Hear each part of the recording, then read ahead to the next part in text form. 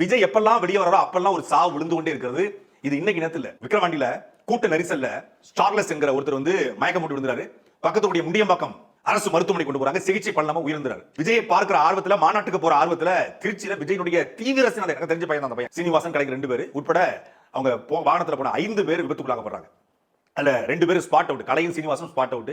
அதுக்கப்புறம் மதுரை மாநாட்டுல விருதுநகரை சார்ந்த ஒரு பையன் பேனர் கட்டும் போது மின்சாரம் தாக்கி இறந்து போறான். காளிராஜ் அப்படிங்கிற பையன். அதுக்கும் கண்டுகல. செங்கல்பட்டை சார்ந்த பிரபாகரன் அப்படிங்கிற ஒரு பையன் இந்த மதுரைக்கு வர வாகன விபத்துல இறந்து போறான். அதுக்கும் எந்த விதமான உதவியும் செய்யல. மதுரைக்குள்ளேயே 18 வயசை சார்ந்த கூடுதல் ரோசன்கிற பையன், சின்ன பையன், அந்த குடும்பமே அவனை தான் நம்பி இருந்துச்சு. அந்த பையன் இறந்து போனான். அதற்கும் எந்த விதமான அவங்க அப்பா வந்து அந்த உடலை அடக்கம் செய்ய கூட இது இல்லாம அப்புறம் கொண்டு போய் அடக்கம் பண்ணாங்க. இன்னைக்கு அனாதையாக அந்த குடும்பம் நின்றுட்டு இருக்கு. கூடுதல் சேர்ந்த ரோசனுடைய குடும்பம். சேலத்துல ஒரு வடநாட்டை சார்ந்த ஒரு தொழிலாளி, சேலம் வெள்ளிப்பேட்டை செவ்வாய்ப்பேட்டையில வேலை பார்த்தவன், இந்த சேலத்துல இந்த வெயில் கூட்டம் போட்டதுல வெயிலுடைய உக்கரம் தாங்காம கூட்ட நெருக்கல்ல விழுந்து இறந்து போறாரு.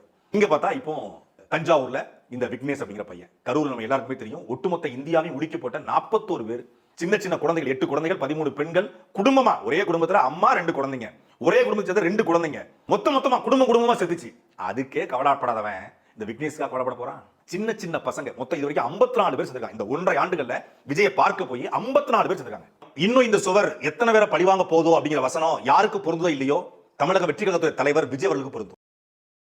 எத்தனாயிரம் பச்சை மட்டை வெட்டி வச்சுக்கிட்டு அடிக்கிறது எனக்கு புரிய மாட்டேங்குது.